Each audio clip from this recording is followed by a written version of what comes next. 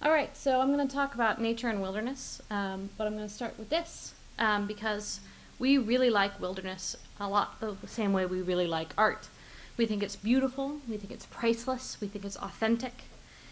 And when we learn about it in documentaries or in books, we see it really close up like this and sort of out of context, like it's a perfect object floating in space. But first-hand experience of art tends to be a lot messier, and apart from anything else, you have to deal with all of the other people who are trying to have a first-hand experience with art.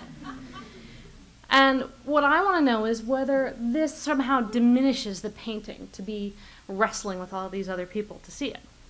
I think there's a very similar question to ask about wilderness. This is the kind of thing that we love to see. It's presented on TV and books this way as a sort of a perfect, beautiful place. And this is how I thought of wilderness back when I didn't go there very often, before I got a job reporting on conservation and ecology for the journal Nature. But once I got out there, I saw that most of the time it looks a little different. It looks like this.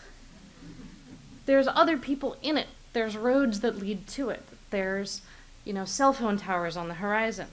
And it's not as big as you think it is. And even in places that look really wild and it took you 15 hours to hike away from the trailhead, there's still climate change, there's still chemical changes. Elephants really made this clear for me. When you watch nature documentaries, you often see these great shots, overhead helicopter shots of elephants migrating across these vast landscapes. And you get this kind of vague impression that there just are these vast, empty, open spaces in Africa. Maybe we don't have a lot of wilderness here, but they do there. But this is where the African elephants live, in the dark green areas. The light green areas, they're not so sure. And when I saw this map, I realized that actually Africa is filled with people and with roads and with towns. And the wilderness that I sort of imagined as being unbroken coast to coast wasn't really there. What I've learned by reporting on ecology and conservation is that there really isn't any pristine wilderness left.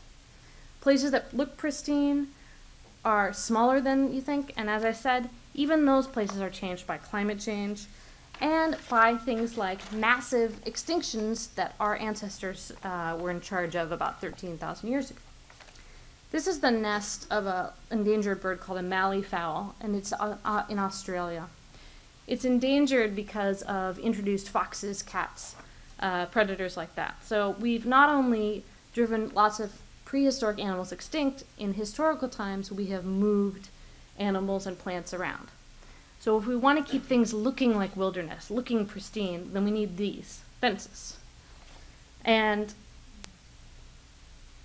to me, these fences kind of become really symbolic. In Australia in particular, where they need some seriously hardcore fences, they just, to me, symbolize this hard line that we've drawn between humans and nature. On one side, wilderness. On the other side, humanity. And I think that by becoming obsessed with putting all our wilderness in little boxes with fences around them, and then making sure they're perfectly pure and pristine, we lose the availability to have lots of different kinds of conservation approaches. Things that are not obsessed with the past or with wilderness, but are looking at nature in other spheres. This is a really cool experiment in the Netherlands, believe it or not. It's about half an hour from Amsterdam, and it's a savanna with roaming herds of horses and sort of feral cattle and these red deer. It's been set up to recreate the processes that ecologists think might have run Europe before humans got there. But a lot of those animals are extinct, so they've brought in domestic animals to stand in for these wild animals. The auroch is no longer with us, but domestic cattle are. This place is incredibly wild feeling. It's rich with life, it's rich with death.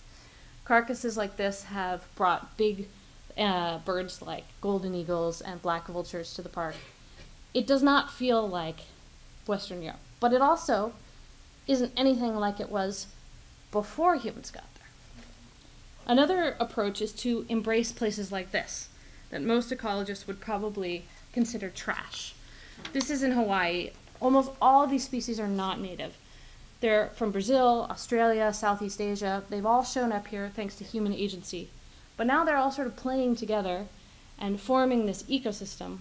And they're doing all the things that regular ecosystems do. They're creating soil, they're sequestering carbon, they're creating habitat. They're just doing it with a new cast of characters. Arguably, these places are more wild than a place like Yellowstone, because a place like Yellowstone has got tons of park rangers crawling all over it, managing the heck out of it, so it'll look like it did back in 1872 when it was made a park. Nobody's paying any attention to these places, and they're just going off in their own direction.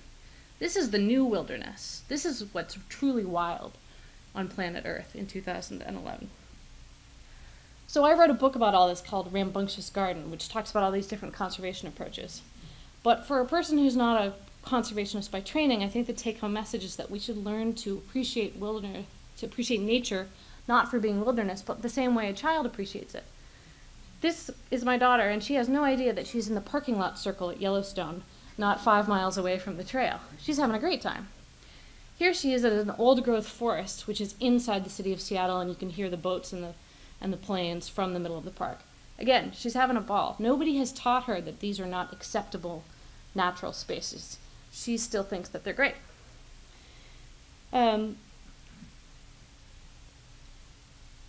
So she's also capable of seeing as much beauty in this dandelion as we would in some sort of rare Missouri orchid.